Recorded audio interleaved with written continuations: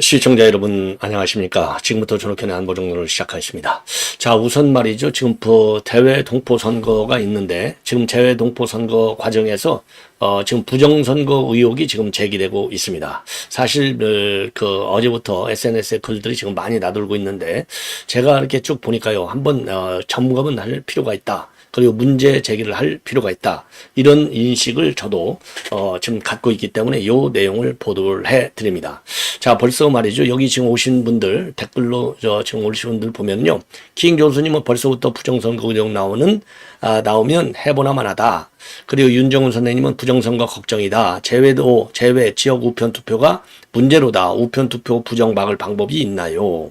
그리고 구론들님은 제외 동포 투표율이 불가능한 숫자다. 그리고 이영수님 부정선거 한다면 이길 수가 없어요. 여러분들 좋은 글들이에요. 전부 다 우려가 되고 또 공감이 가는 부분이다. 이렇게 판단이 됩니다.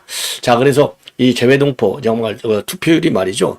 이렇게까지 높은 거 이거 수상하다 이거죠. 이거 조작선거나 동원선거가 아니겠느냐. 이런 의혹이 제기되고 있어요. 자, 이 내용을 말씀을 드리도록 하겠고 그 다음에 지금 이제 최근에 우리 김문수 후보가 달성으로 말이죠. 박근혜 전 대통령을 예방했고 그 자리에서 선거 여왕의 지혜를 좀 빌리고 싶다. 이런 말씀을 했고 그리고 이제 박근혜 전 대통령도 내가 도울 수 있는 방법으로 돕겠다라고 했는데요. 지금 오늘 오전에는 지금 박정희 대통령의 생가를 방문했고 그리고 이제 오후에는 지금 유경수 여사 생가를 방문할 예정입니다. 자, 그런데 이제 박정희 대통령의 생가를 방문해서 지지자들로부터 열렬한 지금 환호를 받았어요. 현장에서 막 사인도 해주고 난리가 났다고 합니다. 예, 그래서 박근혜 전 대통령의 이 말씀 내용을 말씀드리겠고요. 지금 한참 이제 오찬이 진행 중에 있는데 MB 대통령도 예방할 예정인데요. 자, 만나게 되는데 MB 대통령이 여의도까지 가서 만나는 것은 매우 이례적인 것이죠. 왜냐하면 지금 이제 지난 2월 달에 김문수 후보도 지금 이제 MB 대통령의 사저로 예방을 해서 제가 출마했습니다. 이제 신고를 했잖아요. 자, 그리고 한마디로 이제 전직 대통령 여러 가지 측면에서 그런데 오늘 저녁 8시에 TV 마지막 토론이 있어요. 제가 보기에는요. 지금 2차 토론을 거치면서 우리 김문수 후보가 치고 올라오고 있지 않습니까? 그래서 이제 내일부터는 여론조사 공표가 안 됐지만은 자, 오늘 밤 토론이 상당한 영향을 줄 것이다. 그래서 중도층과 부동층에게 주는 영향이 굉장히 클 것이다. 왜냐하면요. 김문수 후보는 지난번 2차 토론에서도 제대로 딱 날려버렸잖아요. 더군다나 외교안보 정책 이거 이재명이 감당이 안 되는 거죠. 지금 표현된 것만 하더라도 우리 국내에서의 우려는 물론이와 국제사회가 지금 놀라고 있잖아요. 미국에서 뒤집어졌지 않습니까? 예, 쉐쉐만 하면 돼. 예, 그리고 이제 윤석열 대통령 탄핵 사유에도 중국과 북한과 러시아를 적대시하니까 너는 탄핵돼야 돼. 아니 이게 말이나 되냐고요. 자, 그래서 오늘 저녁 토론하면 이미 기울어진 배 완전히 넘어들 가능성이 상당히 큰 것이 아니냐. 이렇게 기대봄직할 만하고요. 그리고 오늘 김문수 지금 후보가 입장을 발표했습니다. 여러 가지. 그러니까 이제 집권이 되면 어떻게 하겠다. 자, 큰 틀. 예를 들어서 내각도 국민들로부터 추천을 받겠다. 그리고 지금 경제가 굉장히 어려운 상황이고 또 시급한 상황이기 때문에 경제 워룸도 만들겠다. 이런 입장을 내놨습니다. 자, 그래서 이 김문수 후보의 이런 오늘 그 발언 내용 굉장히 중요해요. 예, 막판 굉장히 중요합니다. 그래서 여러분들께서요, 저 건너뛰지 마시고 좀 들어주시고, 그 다음에 더 중요한 것은요, 최근에 동아일보 이진영 논설위원나요? 이진영 논설위원이었던 것 같아요. 그분이 쓴 글이 굉장히 좋아서 저하고 생각이 똑같대. 여러분들 생각이나 똑같으죠. 나라를 걱정하는 마음이 똑같다는 겁니다. 그래서 제가 한번 전량 여러분께 소개해드렸는데 김순덕 대기자의 칼럼 굉장히 좋습니다. 이재명의 개헌론을 아주 이거 신뢰할 수 있어? 예, 예를 들어서 박근혜 대통령 존경한다 했더니 참말로 존경한 줄 아네? 그냥 이재명의 말을 어디까지 믿을 수 있냐 이거예요. 자, 그런 점에서 지금 연임제 개혁, 그 다음에 개헌안을 내리면서 연임제, 중임제 이런 얘기를 막 썼잖아요. 이게 굉장히 혼란스러운 거다는 거죠. 자, 그래서 우리 지금 김순덕 대기자의 이 칼럼을 보면 이번 선거가 사실상의 대선 마지막일 수 있다라고 하는 경고의 칼럼을 쓰고 있습니다. 이게 얼마나 무서운 얘기입니까? 자, 그래서 우리가 선거할 때 말이죠. 지금 이미 고용주 자유민주당이죠. 이 대표도 전국, 그러니까 이제 전국에다가도 플래카드를 최근에 이제 개첨을 했고, 그리고 이제, 엊그제 23일부터인가요? 그날서부터는 지금 이제 중원지역, 그러니까 중원지역이 캐스팅 보트 지역이잖아요. 충청도. 여기에, 플래카드를 400여 개에 개첨을 했어요. 여기에서도 보면 범죄자는 싫어요. 이렇게 돼 있거든요. 근데 이제 범죄자도 싫고 한 식구도 중요한데, 이거 개헌 약속한 거 하도 말을 바꾸니까 아이 많잖아요. 국회에다가 나는 체포동의안, 그러니까 불체포 특권 나는 포기하겠어 해놓고 본인 체포동의안이 넘으니까 이거 제발 부결시켜달라. 이게 얼마나 다른 말입니까? 말 달려온 게 한두 번이 아니잖아요. 그래서 그런 지점을 지금 김순덕 대기자가 제대로 딱 가격을 하고 있어요. 예, 그래서 동아일보에서는 매우 이례적으로 김순덕 대기자가 옳은 칼럼을 많이 쓰고 있어요. 여러분들께 다시 한 번 말씀드리지만 중앙일보는 절대적으로 절도해야 됩니다. 조동동 중에서 뭐 동아일보는 뭐 그런 신문이라 쳐. 뭐 어제 오늘 얘기가 아니니까 반윤. 예. 그래도 이렇게 간간히 양심 있는 기자들이 있잖아요. 그런데 중앙일보는 이게 신문 같지도 않은 게 회색 신문이 비슷한 건데요. 요게 말이죠. 왔다 갔다 하는 게 아니라 기승전. 예를 들어서 우리 김문수 후보 쪽은 어떻게 해서라도 꼭 꼬리표를 붙여 비판하는. 그리고 이재명 쪽 기사는 또 좋게 써줘. 시비를 안 해. 뭐든지 꼬투리를 잡아요. 여기 김문수 후보와 관련해서는 아주 더러운 신문. 이거 중앙일보요. 이거 신문 절대로 여러분들 보시면 안 돼요. 저도 끊었어요. 예. 자, 그래서 여러분들께 말이죠. 이거 갑자기 또 그 중앙일보 기사를 쓴 걸 보면요. 이거 뭐 정말 대부분이 다 그래요. 아주 그냥 못된 글만 쓰고 아마 편집국장이나 이런 사람들이 다 거칠 거 아니에요. 끄트머리 꼭 사족을 다뤄. 아주 기승전 김문수 깍이에요. 기승전 김문수 깍이 이재명 쪽은 도와주기. 예, 이렇게 보여주는 기사가 압도적으로 많아요. 압도적으로. 그건 뭐 저의 판단이니까. 예. 자, 그래서 이런 내용을 말씀드리겠는데 우선요. 부정선거 의혹과 관련해서 지금 SNS에 나돌고 있는 내용. 굉장히 의미 있는 지적이라고 저는 봅니다. 자, 그래서 이 긴급 성명서로 이렇게 되어 있어요. 재외선거 투표율 89% 조작이냐 동원이냐. 불법 부정선거 의혹을 국민은 결코 좌시하지 않을 것이다. 자, 그러면서 지금 국민 여러분 지금 대한민국의 선거가 흔들리고 있다. 본토에서도 넘기 어려운 80%대 투표율이 해외 일부 제외 공간에서 89%를 초과하는 수치로 기록됐습니다. 그중에서도 라오스 투표수의 89.3%는 단연 주목할 만한 이례적 수치입니다. 그런데 이 수치가 단순히 투표 열기로 설명될 수 있을까요? 예. 그래서 이제 중앙선거위원회가 공식 발표한 재외국민 투표 통계를 쭉 나열하고 있어요. 전체 재외국민 유권자 수가 추정치가 197만 4,375명, 선거인 명부 등재자 수가 25만 8,254명. 예. 그런데 실제 투표자 수가 20만 5,268명. 저도 말이죠. 해외 공관장 하면서 이거 투표하는 거 봤는데, 야, 정말 이거 어마어마하게 높아요. 어마어마하게 높아. 평균 투표를 보면 79.5%입니다. 79.5%. 예. 그래서 이제 중앙선거관리위원회 재외선거국 공식 자료를 인용해봐라. 이걸 인용했다는 건데, 이처럼 전체 평균이 79.5%에 그친 가운데 일부 공간에서는 85에서 89%를 기록했다는 것은 선거의 공정성과 투명성에 심각한 의문을 제기하게 만듭니다. 이거는요, 예를 들어서 지금 등재자 수가 25만 8천 명 밖에 되지 않잖아요.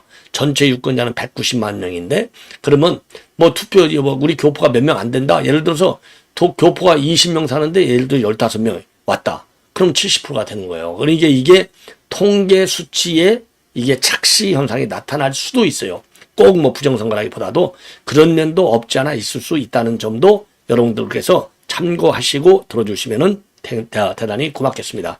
예, 이수재님이 국제감시단이 와 있는데 홍보 좀 하셔요. 저 많이 하고 있습니다. 제가 어제 밤에도 했잖아요. 계속 이제 오늘 지금 오전에 프레스센터에서 기자회견을 가져요. 그러면 지금 이제 오후가 되면 이 기자회견 내용이 이제 언론에 쫙 보도가 되면 그때 제가 다시 한번 여러분께 보도해 드리도록 할 예정입니다. 예. 자, 그래서 하여튼 여러분들 말이죠. 예, 언제든지 의견을 올려주시면은 제가 방송 끝나고 나면 여러분들 댓글 대충 다 읽어봅니다. 그러니까 올려주십시오. 라오스 89.33, 브리즈번 87.1, 칭다오 86.02, 하노이 84.3, 상하이 83.27. 와, 상하이 같은 데는 어마어마하게 우리 교포가 많을 텐데 83.27, 오클랜드 83.7, 그 다음에 인도네시아 83.4, 말레이시아 81.7. 과연 이것이 자발적 참여로 가능한 수치이냐? 문제의 본질은 투명성의 부재다. 유권자 수가 적은 지역일수록 소수 인원만 동원해도 전체 투표율이 급상승할 수 있다. 투표함 보관, 이송 개표 과정에 대한 공정한 감시 시스템도 미비하다. 일부 지역은 정당 참관조차 배제된 채 진행되기도 했다. 우리는 이 같은 수치들의 조직적 동원 또는 투표율 조작의 가능성을 강하게 시사한다고 본다. 이는 단순한 행정비숙의 차원이 아니라 헌정 질서와 민주주의에 대한 중대한 위협이다. 예. 자, 그래서 국민은 요구하는데, 첫째, 선거관리위원회는 제외투표, 전 지역의 유권자 수, 등재자 수, 그리고 실제 투표자 수, 개헌 현황을 전면 공개하라. 두 번째, 이상 투표율이 발생한 지역에 대해서 긴급 정밀 감사, 감사원 감사 요청을 시행하라. 세 번째, 각 정당은 제외 공간 개표 참관인을 즉시 파견하고 봉인 이송 그리고 보관 과정에 실시간 감시 체계를 구축하라. 네 번째, 검찰은 선거법 위반, 조작 정황이 있는 지역에 대해서 즉각 수사를 개시하라. 다섯 번째, 시민사회는 재외선거 전 과정을 추적, 기록할 특별감시단을 조직하라. 이렇게 지금 입장을 내놨습니다. 자, 그러면서 국민의 경고는요. 우리는 단 한 표의 조작도 용납하지 않을 것이다. 우리는 단 한 줄의 왜곡된 통계도 묵과하지 않을 것이다. 이 의혹이 해소되지 않는다면 우리는 선거를 정당한 국민의 선택이 아닌 조작된 권력의 산물로 규정할 것이다. 선관위는 지금 당장 응답하라. 단순한 이거는 행정보고가 아닌 대한민국의 정의와 공정 그리고 민주주의 명운이 걸린 문제다. 그래서 자유 대한민국을 사랑하는 국민일동해서요. 요게 방금 전에 이러한 입장이 SNS 이 글로 계속 지금 나돌고 있습니다. 예. 자, 이 정도로 해서 이거는 빠르게 여러분께 이거를 정리해 드렸고요. 자, 지금은요. 이제 박근혜 전 대통령 결과가 나오면 그때 다시 보도를 해 드리도록 하겠습니다. 그리고요. 김문수 후보가 오늘요. 오늘 선대위에서 대단히 중요한 이 발언 선대위에서 이제 발언도 했고요. 그리고 당사에서 입장을 또 밝혔습니다. 자, 그래서 이제 이걸 보면은요. 취임 즉시 비상경제 워룸을 설치해서 30조 원의 민생 추경 논의에 착수하겠다. 그리고 국민 눈높이에 맞춰 새롭게 국정 시동을 걸겠고 국민 내각 추천위원회를 구성해서 공정하고 투명하게 내각을 운영하겠다. 이런 입장을 밝혔습니다. 자, 그리고요. 그리고 선거가 끝나자마자 국정을 정상화하고 국민의 삶을 보듬는 일에 최선을 다하겠다. 그리고 국민 여러분의 선택을 받아 당선되면 무엇보다 시급한 민생 현안을 살피는데 주력하겠다. 그러면서요. 비상경제 워룸을 설치하고 30조 원의 민생 추경을 논의하고 국정둔비단을 설치하고 국민내각 추천위원회를 구성하고 미국과의 통상 문제 해결에 나서고 국민 눈높이에 맞는 인사를 하겠다. 6가지를 약속을 했습니다. 그리고 윤희숙 공약개발단장은요. 국민으로부터 추천받아 국민 눈높이를 기준으로 주변을 구성하겠다라고 설명을 했습니다. 자, 이 정도가 되면은요. 여러분들께서 지금 이제 김문수 후보의 그야말로 취임하자마자 어떤 생각으로 어떻게 국정을 운영할 것이냐. 우선 국민 뜻을 존중하겠다는 거죠. 그리고 이제 시급한 경제, 이 민생, 통상 문제를 해결하겠다는 것이고, 그런 것입니다. 그리고 이제 국민의 눈높이에 맞는 그런 내각을 운영하겠다. 이렇게 지금 정리할 수 있을 것 같습니다. 자, 그래서 투명하고 능력 위주로 내각을 구성한다는 거, 그리고 국민 추천도 받겠다는 거, 이게 이제 상당히 의미 있는 약속이 아니냐, 이렇게 판단이 됩니다. 자, 마지막으로요, 김순덕 칼럼을 제가 가능하면 그대로 전부 인용해 드리겠습니다. 자, 그래서 이게 연임제냐 중임제냐 이걸 가지고 이거 뭐 말장난인지 아닌지 알 수가 있냐는 겁니다. 예, 쉽게 얘기해서. 예. 자, 그래서 이게 사실상의 마지막 대선이 될 수도 있다. 예, 이런 지금 칼럼이 되겠어요. 그러니까 똑바로 우리가 올바른 후보, 이런 헷갈리지 않는, 확실하게 자기 말을 이행할 수 있는, 약속을 지킬 수 있는 능력 있는 후보를 뽑아야 된다. 이렇게까지 우리가 결론을 내릴 수 있어요. 자, 그래서 제목이요. 김순덕의 도발. 예, 김순덕 대기자 이 칼럼 제목이 그렇잖아요. 김순덕의 도발. 이번이 마지막 대선일 수도 있다. 이게 제목입니다. 자, 이재명이가 25일 재차 개헌을 공약했다. 19일 밝힌 대로 4년 연임제와 국무총리 국회 추천 등 국회 권한 강화가 핵심이다. 대선까지 아직 시간이 남아있어 다수 국민에겐 개헌이 실감나지 않을 수도 있다. 그러나 대선 국민이 이대로 흘러간다면 이재명의 대통령 당선은 곧 현실이 된다. 개헌도 그의 뜻대로 진행될 공산이 크다. 그렇다면 우리가 알고 있는 대선은 이번이 마지막일 수도 있다. 차라리 방정맞은 노파심이었으면 다행이겠다. 기자들과의 질의응답에서 나온 이재명의 섬뜩한 답변 때문이다. 찬찬히 뜯어본 내용은 곳곳이 쥐레팟이었다. 이 쥐레팟을 지금부터 풀어드리겠습니다. 대통령 연임 제한 안 둘 참이었냐? 이렇게 묻고 있어요. 왜 연임제냐는 질문에 이재명은 다음과 같은 취지로 답을 했는데, 중임제와는 달리 연임제는 대통령이 이어서 2번 한다는 거다. 그럼 연임하는 거, 연임, 이어서. 그렇죠? 그럼 3번, 4번 계속 할 수 있다는 거냐? 예, 연임제. 예. 이렇게 국회를 하는데 걱정되면 1회 안에 연임할 수 있다. 이렇게 쓰면 되지 않느냐. 이렇게 답을 한 거예요. 자, 그러니까, 여기 1회 안에 연임할 수 있다. 이렇게 쓰면 되지. 국회하지 말고, 예. 당연히 걱정이 된다. 대통령 연임제 개헌을 하려면 대통령 1회 연임이라고 반드시 써야 한다. 심지어 러시아 헌법도 동일 인물이 2기 넘게 연속 연방 대통령에 선출될 수 없다라고 명확히 규정하고 있다. 세상의 모든 장기 독재는 연임 제한을 없애는 데서 시작했다.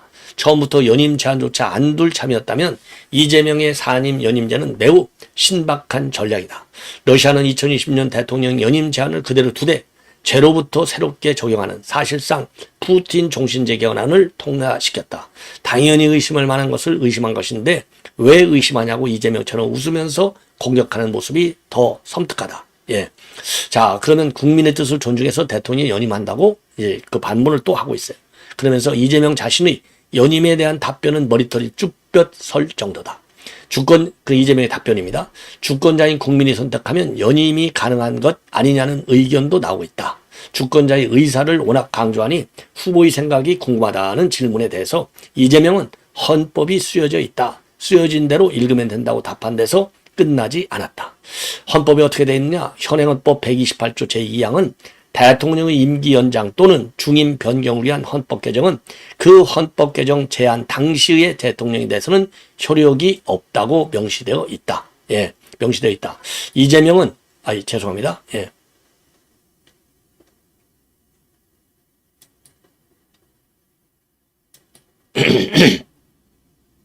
이재명은 그러니까 헌법 제 128조 2항 이재명은 구구절절 한참을 설명하더니 마침내 이렇게 결론 지은 것이다. 그럼 저는 어떤 입장이냐? 당연히 국민 뜻을 존중해야죠. 국민 뜻을 존중해야죠. 자기 입장이. 즉 국민이 연임하라고 하면 하겠다는 소리다. 혹시나 이재명과 민주당이 맥락을 왜곡했다고 공격할까 봐 그의 발언을 옮기면 다음과 같다. 왜냐하면 하도 허위사실로 막 고발을 막 하니까 김순덕 대기자가 한 말을 그대로 갖다가 이 칼럼에 옮겨놨어요. 이재명이 한 말 어떻게 되어 있느냐? 이론적으로는 그런 논란이 있긴 한 것 같아요. 헌법을 개정하면 그런 그 조항조차도 국민이 바꾼다는 뜻이기 때문에 그게 그 개정 당시에 국민의 뜻이라면 그 개정된 헌법에 따르는 게 국민주권주의에 더 맞다. 그러면 왜냐하면 과거의 국민들이 현재 국민들의 의사를 제약하는 측면이 있는데 국민의 의사는 현재 국민들의 의사여야 하는 거죠.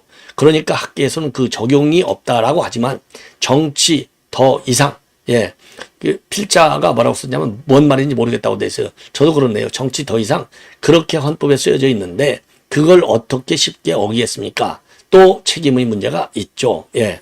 자, 그래서 그러면요. 헌법대로 읽으면 된다고 했더니 진짜 그런 줄 알아. 이렇게 이제 또 소제목을 달고 있어요. 그래서 이렇게 구구이 들어놓은 다음에 이재명은 그럼 저는 어떤 입장이냐? 당연히 국민의 뜻을 존중해야죠. 라고 말하는 거다. 그리고 나서도 그러나 저는 이 개헌 당시에 대통령이 헌법 개정을 해서 그 개정된 헌법에 따라서 추가의 어떤 혜택을 받겠다는 걸 우리 국민들이 쉽게 용인하지 않을 거라고 봅니다. 그게 쉬운 일이겠죠. 좀 의심을 거둬주시기를 이라고 굳이 덧붙이는 것이었다. 그러니까 이재명은 오락가락 하긴 해도 국민이 용인만 해준다면 자신부터 연임하겠다는 의미로 말했다고 보지 않을 수 없다. 대통령 연임제 개헌이면 당연히 1회 연임이지 설마 2번, 3번 연임하겠어? 싶은 게 보통 사람 상식이다. 그러나 존경한다고 했더니 진짜 존경할 줄 알더라 라고 했듯 이재명의 말 바꾸기가 어디 한두 번인가. 게다가 국민 뜻을 확인하는 과정도 없이 국민 뜻이 자기 뜻하고 같다고 전제하는 정치인이 바로 이재명 같은 포퓰리즘 정치인이라는 연구가 숱하게 나와 있다. 예, 2023년 이재명의 체포동의안 가결 사태를 보라. 그는 상대 정당 또는 아주 폭력적 집단, 검찰과 암거래를 하는 집단을 가려내기 위해 일부러 부결시켜달라고 했다며 우리 당원과 국민이 책임을 물을 거라고 봤다고 자랑스럽게 밝혔다. 실제로 개딸들은 알아서 수박 색출에 나섰다. 3년 전과 1년 전에 벌어진 민주당의 이재명 맞춤형 당원 당규 개정도 마찬가지다. 보통 사람은 X 팔려서라도 자신만을 위한 쪽팔려서라도 해요. 당원 당규 개정은 못한다. 그런데 이재명은 당원과 국민의 이름으로 그 어려운 걸 태연히 해냈다. 와, 무서운 이재명이죠. 예. 그래서 이재명 뜻이 국민 뜻인 국민주권정부. 지금 왜냐하면 국민주권정부로 이름을 명하겠다. 이렇게 이재명이가 밝혔잖아요. 그래서 이재명 뜻이 곧 국민 뜻인 국민주권정부라. 이렇게 또 이론 정리가 가능하다는 얘기입니다. 이게 무서운 얘기죠. 이재명이 대통령 되면 새 정부 이름을 국민주권정부로 명명할 전망이다. 앞서 기자 질문처럼 주권자인 국민을 강조하는 이재명다운 장명이다. 그러나 그가 말하는 국민이란 개딸같이 자신에게 동조하는 사람만을 의미한다는 데 유의할 필요가 있다. 아주 옳은 얘기예요. 대선 총괄선대위원장인 강금실 전 법무장관은 이재명의 대법원 파기환송 판결에 대해 국민주권을 모독하는 정치 개입이라고도 했다. 이재명과 강금실은 같은 편인 만큼 대법원 판결에 분노할 수는 있다. 하지만 강금실에게 국민주권이란 법 위에 있는 개념이란 점을 눈여겨볼 필요가 있다. 국민주권 원리에 어긋난다는 이유로 법치주의, 헌정주의도 부정하는 것이 바로 포퓰리즘이다. 이재명 같은 포퓰리즘 지도자는 엘리트 또는 적을 설정하고 적대감을 조성한다. 이에 동조하는 이들이 주권자, 즉 people이다. 엘리트는 주권자의 범주에서 배제되는 꼴이다. 그래서 포퓰리즘에서는 people을 국민이 아닌 인민으로 번역해야 한다. 예. 대의제 민주주의보다 직접 민주주의를 강조하는 이재명은 국민주권정부가 아닌 인민주권정부라고 하는 게 솔직할지 모른다. 아주 칼럼이 잘 돼 있어요. 예. 그 다음에 중국인 발 마사지 해주면서 쉐쉐해야 할 수도 있다 이 말이다. 이재명이 대통령이 당선되면 개헌식 열화 같은 인민의 요청으로 연임제는 제한 당시에 대통령에 대하여 효력이 있다고 예외 규정을 둘 것이라고 감히 추측한다. 그렇지 않다면 이재명이 굳이 연임제 개헌을 들고 나올 이유가 없다고 본다. 1회 연임이 끝나갈 무렵 엄중한 안보 또는 경제 위기를 들어 한 번 더 연임 개헌을 들고 나올 것이라고 또 감히 추측한다. 그 다음 연임 제한 폐지는 시간 문제다. 제발 아니기를 바라지만 개헌 뒤 치러지는 다음 대선은 지금과는 상당히 다를 것이다. 이번처럼 자유롭고 공정하지 못할 거라는 의미다. 마지막 대선이라는 도발적 제목을 내건 것도 이 때문이다. TV 토론 사회자로 김어준이 나설 수도 있다. 삼권 원리과 법치주의는 이미 무너져 있고 정부는 순치된 언론만 상대하고 있을지 모른다. 인민이 주인되는 포퓰리즘 정부에선 독립적 언론, 사법부 등과 충돌하는 것은 너무나 당연해서다. 국민의힘 대선 후보 김문수는 처절히 반성하기 바란다. 당신이 탄핵당한 전 대통령 윤 대통령에게 너무 오래 도리를 지킨 탓에 전세를 뒤집기도 후보 단일화로 이재명을 무찌르기도 거의 불가능해져 버렸다. 썩어 빠진 친윤 기득권이 싸그리 물러나고 이준석, 한동훈, 윤희숙, 유승민 등 정고 애국심 충만한 이들이 개혁 국민으로 똘똘 뭉쳐 국민을 돌려세지 못하는 한 이런 또 우리하고 입맛이 다른 말도 있어요. 그러나 골고루 다 우리가 알아야 돼요. 이재명은 중국에도 대만에도 쉐쉐하는 게 틀린 말이라고도 틀린 말이냐고도 했다. 설령 이재명이 대통령 된데도 혼자 쉐쉐해서 평화를 살 수만 있다면 참고 살아야 한다. 그러나 앞으로는 개딸 아닌 다수 국민은 중국인 발 마사지나 해주면서 쉐쉐해야 할 것 같아 분하고 원통에 못 살겠다. 여러분들 말이죠. 제가 빠짐없이 전량 인용해 드렸는데 꼭 김순덕 칼럼 한번 읽어보셨으면 좋겠습니다. 예, 시청자 여러분 이것으로 본 방송은 마치겠습니다. 대단히 고맙습니다.